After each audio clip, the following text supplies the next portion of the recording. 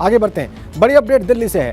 हल्द्वानी मामले पर आज सुप्रीम कोर्ट में सुनवाई है और सुप्रीम कोर्ट में इस मामले में करीब दोपहर 1 बजे सुनवाई होगी। सुप्रीम कोर्ट में हाईकोर्ट के आदेश को चुनौती दी गई है। नैनीताल हाईकोर्ट ने 4000 से ज्यादा घरों को गिराने का आदेश दिया था। कांग्रेस नेता सलमान खुर्शीद पीड़ितों का पक्ष रखेंगे।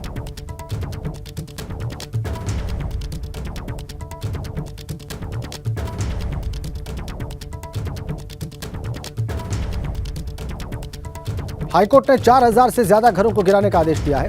कांग्रेस नेता सलमान खुर्शीद आज सुप्रीम कोर्ट के सामने पीड़ितों का पक्ष रखेंगे और 1 बजे दोपहर में करीब सुनवाई होगी। हाईकोर्ट के आदेश को सुप्रीम कोर्ट में चुनौती दी गई है।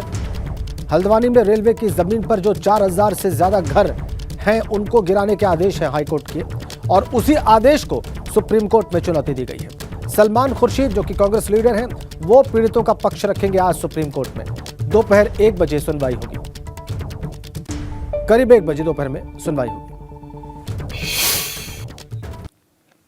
मैं इस समय वनभूलपुरा में हूं, हल्द्वानी का वो क्षेत्र जिसको हाईकोर्ट ने रेलवे बोर्ड की संपत्ति बताया है, लेकिन यहाँ पर तकरीबन 100 साल से भी ज़्यादा समय से लोग यहाँ पर रह रहे हैं और 1937 से लेकर अब तक के तमाम वो दस्तावेज जो टैक्स हैं, जो मालिकाना हक के रेवेन्यू के दस्तावेज हैं, जो स्कूल की मार्कशीट हैं, तमाम जो यहाँ पर चीज़ें हैं जो एक डॉक्यूमेंटेड प्रूफ होती हैं, वो सब दिखा रहे हैं।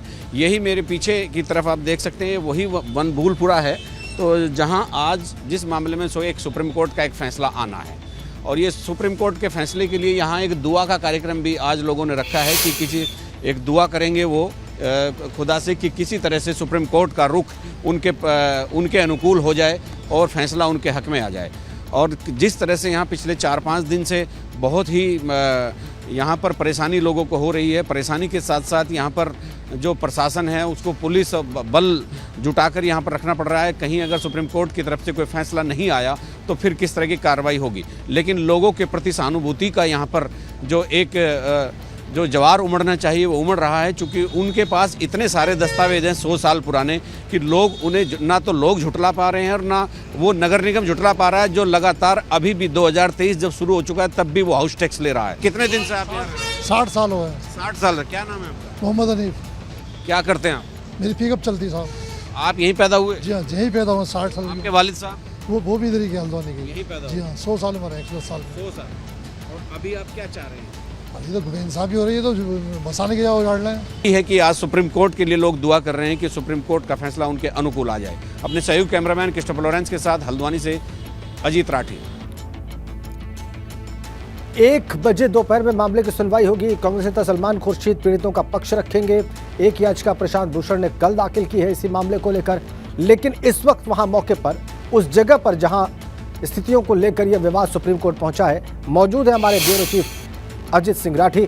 उन्हीं के पास चलेंगे, उन्हीं का रुख करेंगे। अजित, अभी आप बता रहे थे कि लोग बहुत सारे डॉक्यूमेंट भी लिए हुए वहां पर सामने आते हैं।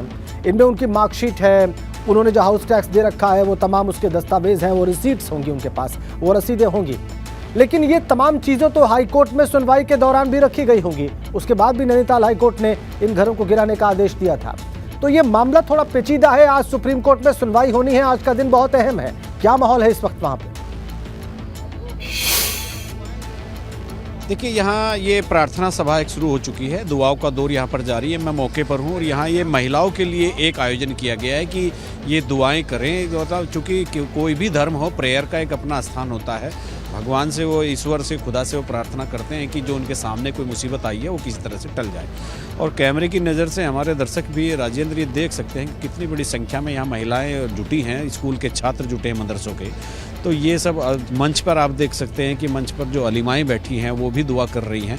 तो ये दुआओं का दौर जो यहाँ चल रहा है, दुआओं पर ही दारोमदार है। आज पूरे सुप्रीम कोर्ट का रुख क्या किस तरह का रहता है, क्या सुप्रीम कोर्ट में इस बात की सुनवाई होती है। लेकिन एक बात तो सच है कि कल भी एबीपी गंगा ने दिखाया था कि बहुत सारी चीज़ें ऐसी हैं यहाँ के लोगों के पास जो, जैसे 1937-38 तक के दस्तावेज हैं जो दाखिल खारिज हुए, जो रजिस्ट्री हुई और जो प्रशासन ने नजूल के पट्टे दिए। यानी जब जो रजिस्ट्री करने वाले और दाखिल खारिज करने वाले, पट्टा देने वाले अगर प्रशासन गलत था तो लोग कहाँ से गलत है, ये एक सवाल है। हो सकता है हम न्यायपालिका के आदेश को किसी भी तरह से चुनौती देना मुनासिब नहीं होता, लेकिन न्यायपालिका ने ये कहा है कि ये रेलवे की भूमि है। तो अब जो 100 साल पुराने कागज़ इनके पास हैं यहाँ पर, मतलब 1900, जहाँ मैं यहाँ खड़ा हूँ, मैं एक ये स्कूल की, ये एक गवर्नमेंट कॉलेज मैं ज़रूर दिखाना चाहूँगा। ये वनभूलपुरा का इंटर कॉलेज है, ये गवर्नमेंट कॉलेज है राजेंद्र, और ये 1968 में बना था।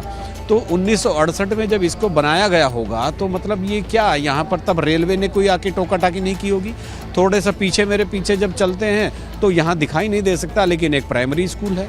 थोड़ा इधर चलेंगे तो 2 गवर्नमेंट हॉस्पिटल हैं, और ये विशुद्ध रूप से गवर्नमेंट के इंस्टीट्यूशन हैं। ये कोई एडिड या किसी तरह की कोई दूसरी संस्थाएं नहीं है। तीसरी बात यह है कि जब इन नगर निगम टैक्स ले रहा है, दाखिल खारिज हो रहा है, यहाँ MP MLA फंड से सड़कें बन रही हैं, यहाँ जितनी सेंटर और स्टेट गवर्नमेंट की स्कीम्स होती हैं वो सब यहाँ पर लागू है।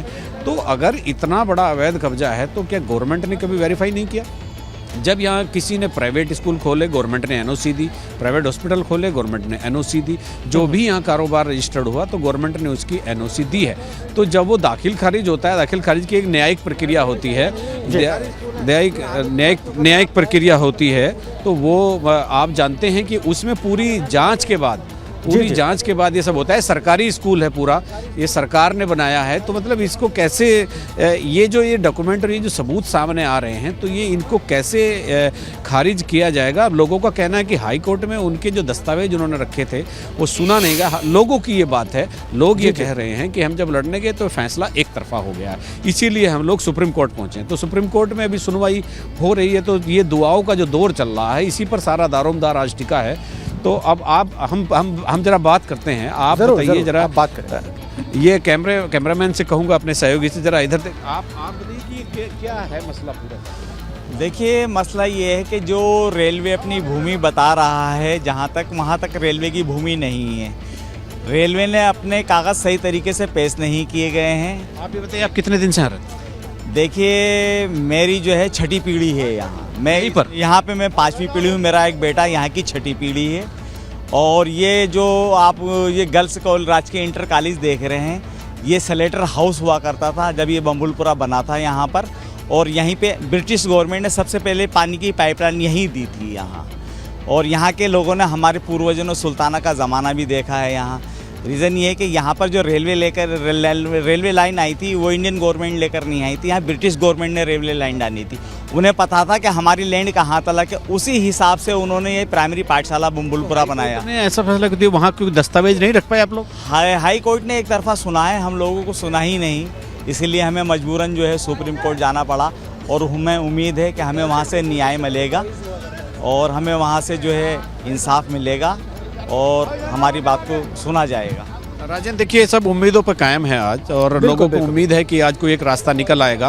प्रशासन को भी उम्मीद है, प्रशासन में भी भारी तनाव है कि अगर सुप्रीम कोर्ट से कोई महिलाएं हैं, हम देख पा रहे हैं, और बड़ी संख्या में वो कतारबद्ध बैठी हुई हैं वहाँ पर।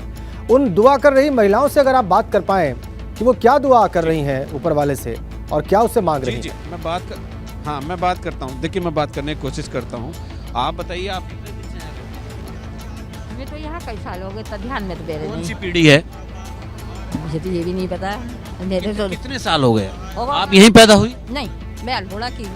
अच्छा, शादी हो गई। साल हो गए यहाँ होगा मुझे 35-40 साल होगा।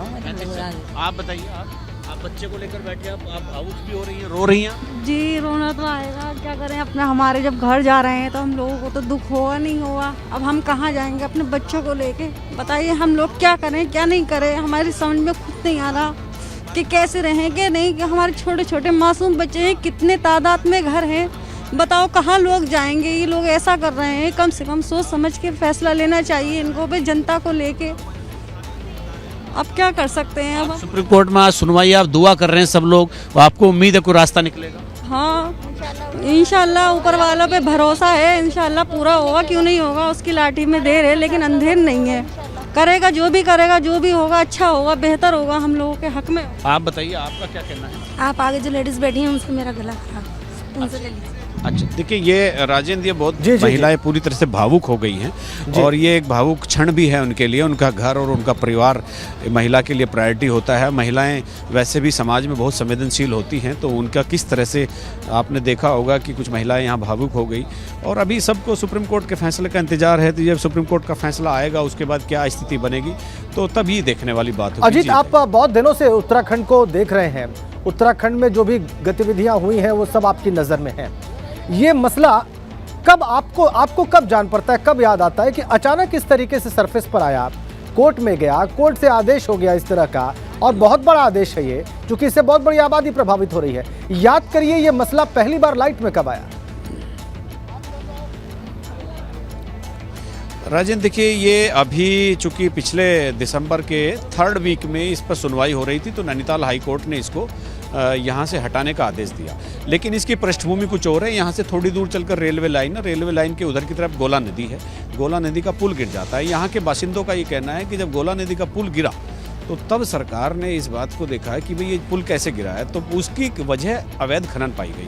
तो यहाँ के लोग ये कहते हैं कि अवैध खनन को लेकर के तो कोई कार्रवाई किसी अधिकारी के खिलाफ, पुलिस के खिलाफ, खनन अधिकारी के खिलाफ, किसी के खिलाफ नहीं हुई। तो किसी एक व्यक्ति विशेष ने इस मामले में PIL हाई कोर्ट में दाखिल कर दी कि ये अवैध कब्जा हो रहा है। ठीक है, और उसके बाद से मसला शुरू हुआ। जीत, आ गई बात आपकी। बहुत बहुत धन्यवाद आपका, आपने इस मसले का बैकग्राउंड भी बताया हमारे दर्शकों को, और आप वर्तमान हालात भी दिखा रहे हैं।